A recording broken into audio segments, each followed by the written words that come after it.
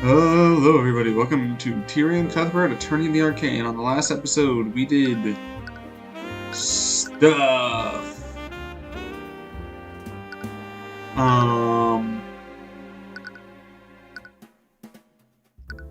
And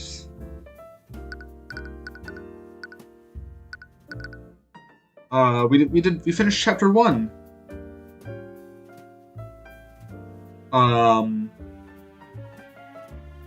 So now we are going to do chapter 2. It's pretty cool how that works. We have The Walking Dead.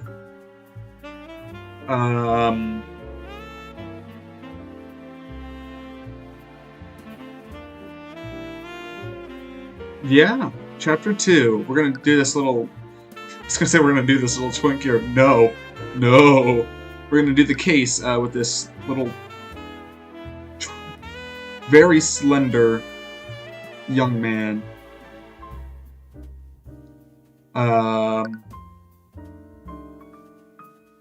Wait. That boy need to eat more. Here, let's start.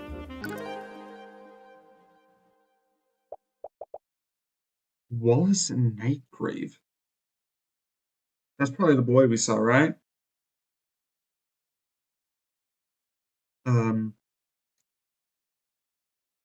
They're younger, age 16. So that's a sort of... Oh, blimey, let me go, mister! Let me go!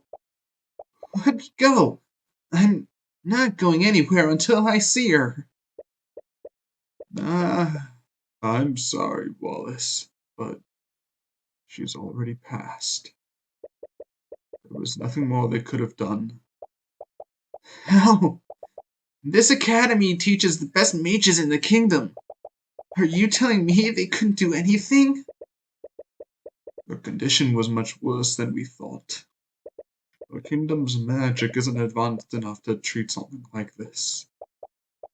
Lucio Steelwind can rain meteors from the sky. William Frigga can teleport entire caravans across the continent. Are you telling me that your mages couldn't cure one disease? I'm sorry. I truly am. Emily. It's kind of exploring the vocal range there for a second, but I think I'm stuck with a Sonic bootleg.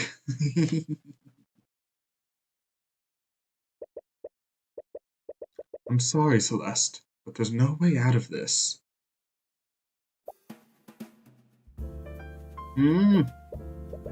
Celeste's attention is sharply focused on the chessboard between you two. You can see your eyes quickly dart from piece to piece. Just give me a second. I can still win this.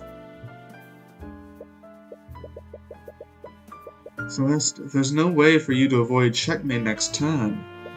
Just surrender. She ignores you and continues staring at the pieces. It takes her 3 days. There. What about that? Checkmate. Damn it. Would you two keep it down? We are in a library. Mr. Moore glances at the chessboard. I hope you didn't spend the entire morning playing around. I've been working hard, Ruby. I've already learned 2 new spell formulas since we got here. Well, at least there's that. What about you, Cuthbert? Well... Your flustered stammering tells her exactly how much progress you've made. I couldn't find any books about the subject we've been looking into.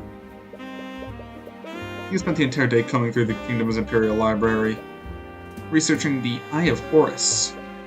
During Celeste's trial, you awakened a new ability that you never used before. Up until then, you thought that the eye could only see only surface level thoughts. During that moment with Garrick Pierce, the Eye of Horus was empowered, and you could see far more than the usual. You told Mr. Moore about what happened, and it made you both wonder what other hidden abilities the Eye might have. both decided it's time to find out more about the eye and its origins. This library supposedly held the kingdom's entire knowledge of magic and arcane arts. But you couldn't find a single mention of any ability like the eye. Does the kingdom seriously lack knowledge about it? Or do we need to look somewhere else? Are you sure you can't tell me what you're researching? I've traveled around the world. I might have seen something like it. You entertained the thought for a moment, but you haven't known it for very long. The Eye of Horus is a supernatural ability that can't be detected by a spell compendium. You've always been worried about what the kingdom might do if they ever found out about it. So sorry, it's not something I can really talk about. Fine. If I had to guess, I would say that they are looking into supernatural phenomena. You just nearly jump out of your chairs. Oh shit. Oh fuck. Oh, it's the creeping demon bitch from her dreams. Ain't it? Sorry to call you a bitch. I'm sure you're a love. No, you're. I don't know what to do in this situation. Oh god, I love recording this game. You look over to where the voice came from. No, is it different? Similar vibes, but I haven't actually seen her in over a week, so maybe I'm wrong. You look over to where the voice came from. She appeared to be a student at the academy. How long was she there? You didn't notice her presence at all. I also feel like she looks oddly familiar. Okay, so she is the demon bitch from the nightmares. I'm terribly sorry if I startled you, but I couldn't help but overhear your conversation. As the girl approaches your table, you see another student frantically running after her. Eris, you can't just... I'm so sorry. Oh, it's fine, Wallace. I'm sorry, but who are you two? Sorry, that was incredibly rude of me. My name is Eris Illmatter. I'm a demon bitch from hell. And this is Wallace Nightgrave. We're both students here. Hi. So, she the one who died? I forget the name you said already. Not to be rude, but that was a private conversation. Just how much did you hear? I wonder. Reading about the supernatural is actually a hobby of mine. I might be able to help you with your research, Mr. Cuthbert. And what makes you so sure that is what we're researching? Mr. Cuthbert has a bad habit of muttering to himself when he thinks. I assume that his research had something to do with the supernatural. You feel a piercing side wound from Miss Tamora. You avoid eye contact with her. But, anyway, do you mind if I ask you a few questions? Of course, I'd be happy to help. What the don't do this shit to me, man! I'm but a small child. Okay. I play Doki Doki, you can't get me with this bullshit. I'll stab you, I don't care. Ruby said wait, and then it changed, and you saw it too. But I'm really freaked about it, okay? Fine, I suppose it wouldn't hurt. Just remember to show some discretion, Tyrion. Right. I don't like the demon. Fucking Pazuzu over here. Bullshit. Harrison Wallace and Gromit. So, you two are students at the Imperial Academy. Yes. I'm currently studying illusion magic. Illusions? That's the kind of magic that lets you turn invisible, right? Technically, yes. But few mages ever reach a level high enough for that. I'm a bit embarrassed to admit that I'm not able to cast invincibility. That's still pretty cool. What about you, Wallace? Wallace has his own unique field of study. It's probably not your place to pry. That dude does some weird stuff with he's like a necromancer, isn't he? You're a dead bit. You're dead. You're walking corpse. Everyone is talking about you two. Really? It's rare for the school to let any outsiders in. That makes sense. The library isn't exactly open to the public. We're only able to get access to it because of Mr. Mora's connections. We only ever get occasional visits from noble houses. So I was curious as to who was able to break this dull monotony. Well, I'm a mercenary, and now I work as Tyrion's bodyguard. Mercenary? After a trial, it turned out that Celeste was more than capable of affording your services. However, Mr. Mora still proposed a different arrangement. After indicting Garrick Pierce, he painted a large target on your back. With Celeste being a mercenary, Mr. Mora decided to hire her as your bodyguard. She figured you would feel more comfortable around someone you were already friends with. Anyways, I'm a defense attorney. Defense attorney.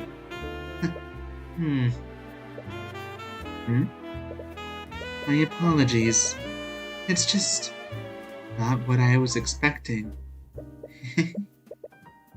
What's that supposed to mean? Creepy ass fucker. Supernatural phenomena. I wonder why you would be researching such a thing. Yeah, I want to know too. Well, I'm sorry, but I can't really say. Regardless, there are many spells in this world. So, why are you so convinced that this phenomenon wasn't produced by a spell? What we're looking into doesn't seem to follow the classic rules of magic.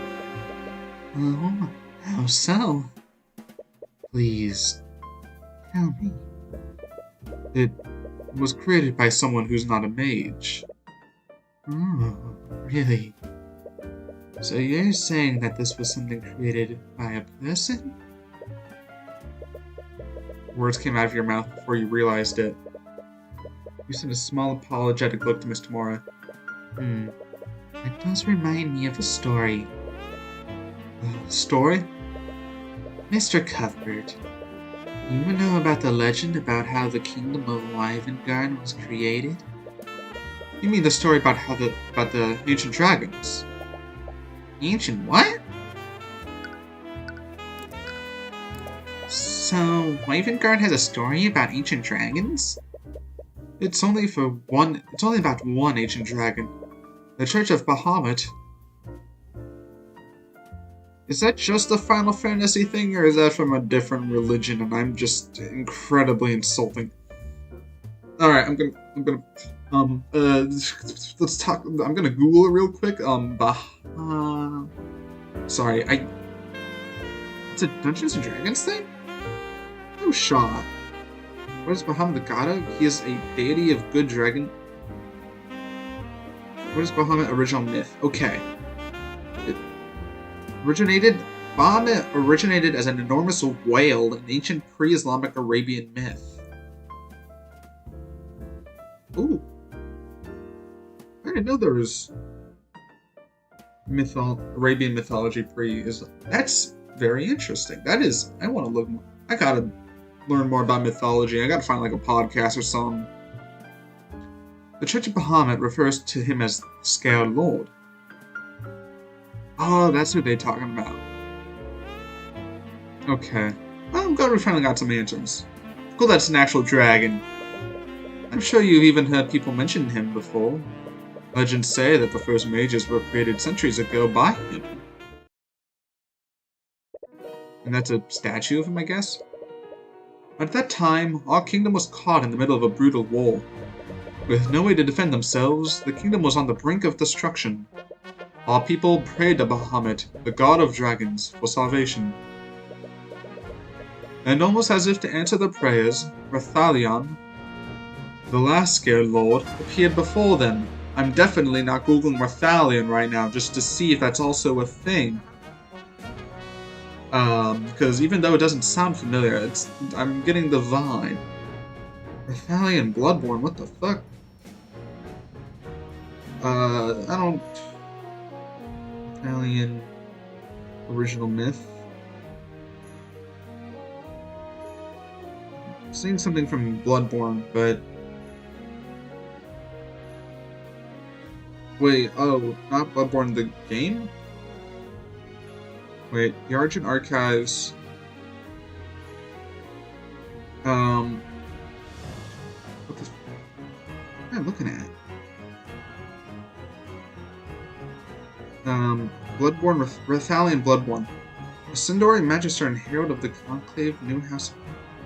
What the fuck am I reading? Roleplay portal to Argent Dawn. What's Argent Dawn?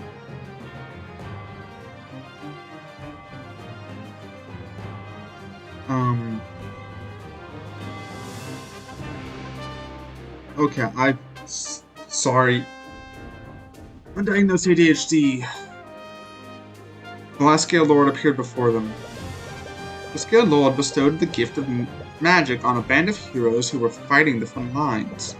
With their magic, these heroes utterly overtook the kingdom's enemies and single-handedly won the war. It's said that these heroes went on to form the noble houses of today. What a load of nonsense. That story is nothing but religious propaganda to prop up the noble houses. Regardless, the significance of this legend is in the Scaled Lord himself. Do you mean Rathalion? Rathalion bestowed the power to become a mage on several individuals. And to this day, that power can only be passed down genetically. Can you think of an arcane spell that can produce something like that? No, I suppose not. Rathalion must have had powers that weren't bound by the rules of the arcane arts. In other words, he could create supernatural phenomena without following the rules of magic. Please, do you honestly expect us to believe a story like that? It's completely unrealistic. As unrealistic as a non-mage using supernatural powers? She does have a point. It's a far-fetched theory, but it's honestly the closest thing you have to a lead right now. Oh, of course it'd be. You're not making all this noise. What the okay. Bad guess. Bad guess. It happens. Suddenly a woman who appears to be an instructor approaches you. She looks upon each of you with an equal amount of disdain. Professor Bellwether! This dude is just always afraid. Oh yeah, it literally says he's a necromancer. Am I stupid? A little. Catherine Bellwether. Alright. Is that like an owl? As a beard choker? That goes hard. That's Professor Bellwether to you. That is Professor Bellwether to you. But didn't he just call you? I knew letting you brabble into our walls would lead to nothing but trouble. You have even started associating with our malcontents. The headmaster gave us express permission to be here. If you have an issue with that, take it up with him.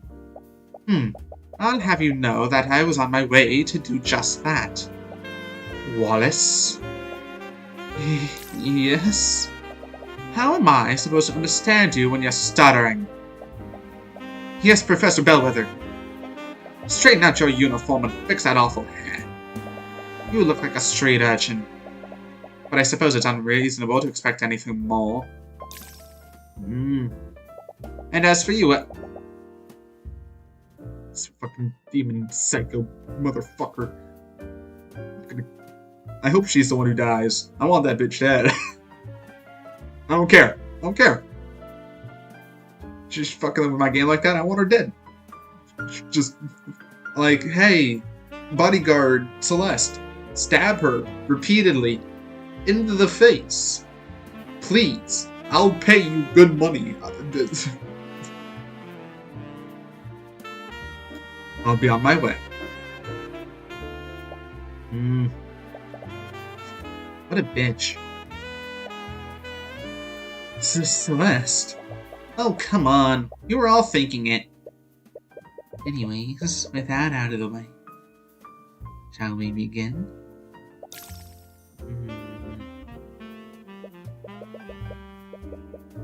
What? I keep detecting fear from Celeste. Probably because of the crazy motherfucker. Let's use the Eye of Horus on her, see what she's thinking about. Wallace, you finished this week's assignments, haven't you? Would you mind helping Celeste with her research? I don't know. Now that you mention it, I could really use some help finding a specific spell formula. You know your way around here, right, Wallace? Okay. Don't worry, Mr. Morrow. I'll be more careful from now on. Please do. I still have some business to take care of here, so I'll leave you all to it. It's weird that she's still alive, right? Like, we all expected her to die first. Like, I don't know. I don't remember me ever living this long, you know? Like, it's weird just having her be part of the crew. But you know what? Here we are. Maybe you'll die this chapter. I hope not. You're cool. I don't know. But this feels like such a like a middle chapter, you know, where it's like not too much lore of the main, not too much main story. Like, I mean, obviously we got a little bit, and then again, there is the whole thing where she's, you know, the demon bitch from our dreams. It's still, I don't know. It's so weird to have like the mentor figure like in one of these like middle chapters, but I don't know. Maybe I'm just misinterpreting. We spent the next few hours researching the library books with Eris. We had thought to look into the ancient dragons, and the library had books about them in abundance. There was one problem, though. There are a lot of myths and stories about the ancient dragons, but it's pretty difficult to tell fact from fiction with these accounts. It can't be helped. The Church of Bahamut is the dominant religion of our kingdom. The only physical evidence left by the dragons are the bones displayed in the museums. Except for Rathalion, possibly. I wonder if he's still alive, like you said. I wouldn't be surprised. Despite everything, our kingdom's constitution still includes him in our government. Wait, really? As the savior of our kingdom, he and his kin were given an honorary position on our political hierarchy. The ancient dragon's authority technically rivals that of King Olivier. Ah, I had no idea. That feels like it's going to come up later.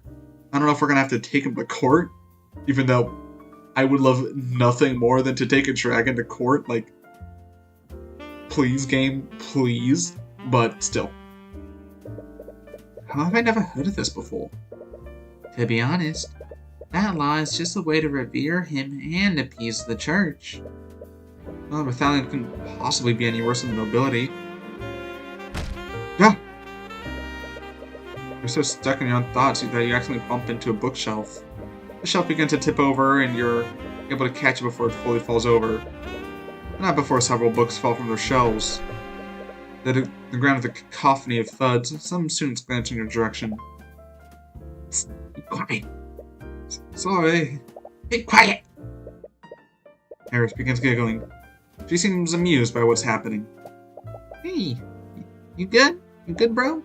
You heard a loud, whoa. So stares at the pile of fallen books.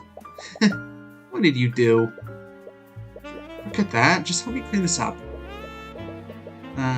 There's no need for that. Construct, I require assistance. Acknowledged. What the fuck?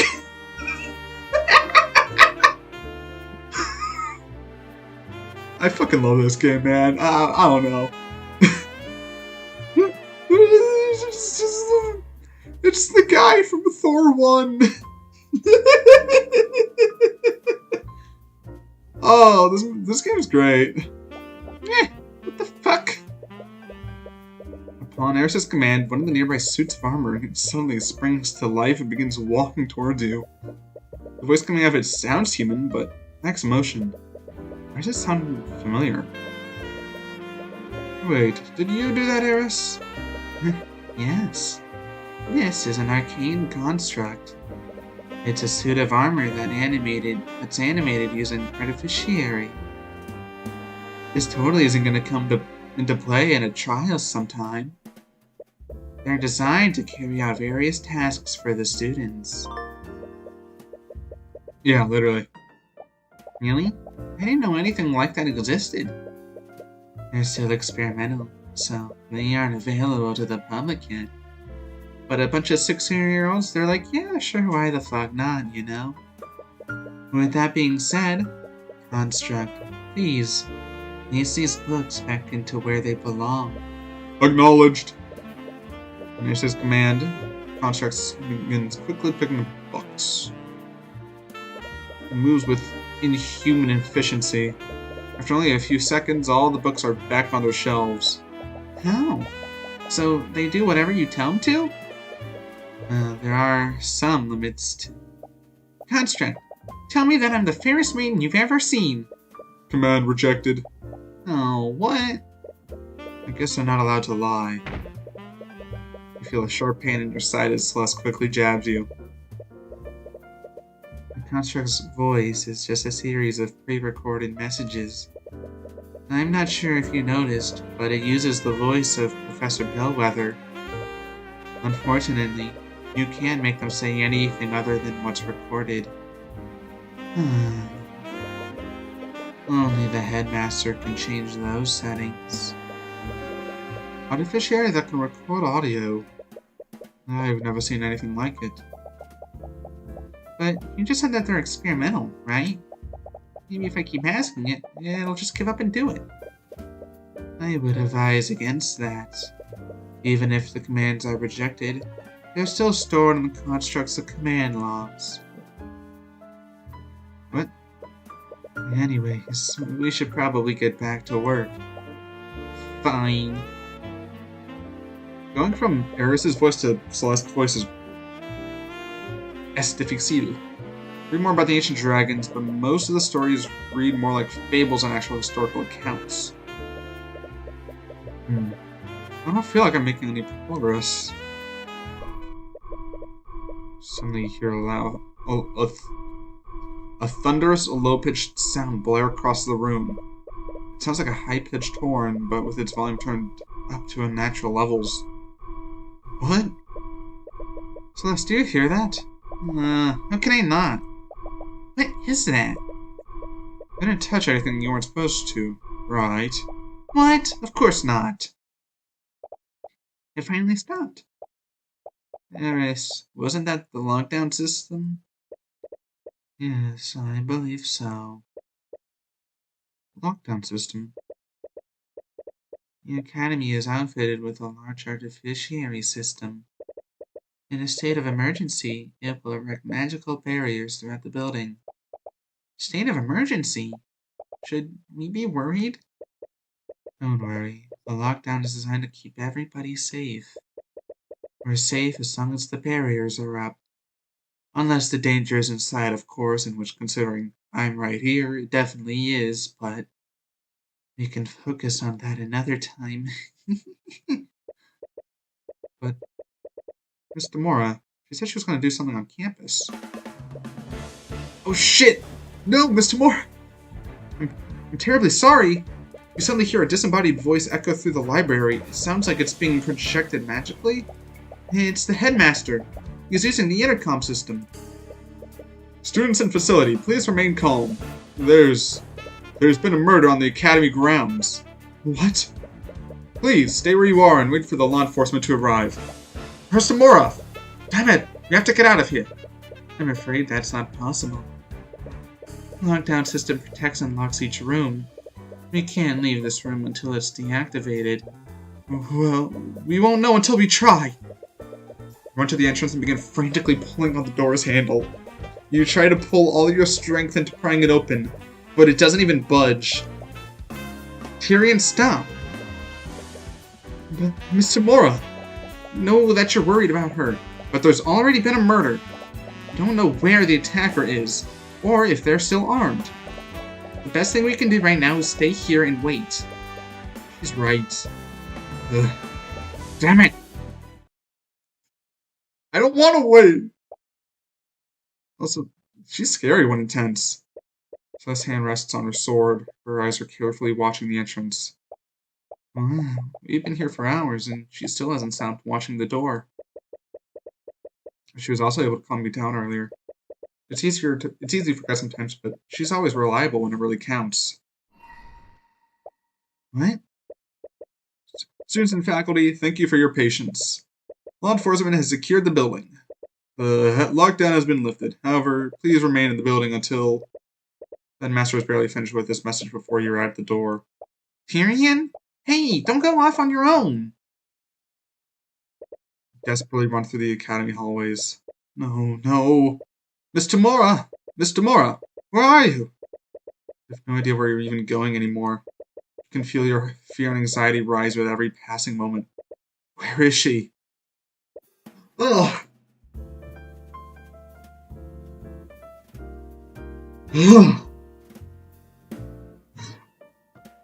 They got me. You know what? They got me.